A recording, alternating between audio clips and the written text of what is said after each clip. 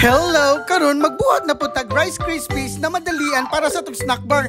Mauday ni ang pinakadali na jud kayo buhaton guys kung magbuhat kag mga bars diri sa among barko. Wala yun ni kasol-hasol guys, mao nang kung gusto kag madalian nga na kay ibutang diretso sa linya, mao na jud ni imong pinaka-the best nga buhaton para naa kay ma-serve diretso. Tulura pod siya ka main ingredients ug wala na kay laing buhaton basta tunawon lang gud na nimo. Pag na-melt na gani na og tarong ang butter ug marshmallow, ibutang din nato na siya ang Rice Krispies treats. Kung sa Bisaya pa ka ng ampaw ba? Haluon lang nato na until mabind yun siya og tarong ug i-transfer lang nato na siya sa atong butanganan. Kamu na rin bahala guys kung asa na ninyo ibutang, kung naamoy bisag unsa nga molder dira, pwede na kayo na. Pero kung wala gani, pwede na kayo na sa mga balunan, wala magbuot ninyo, bagon ko ng ulo ninyo ron.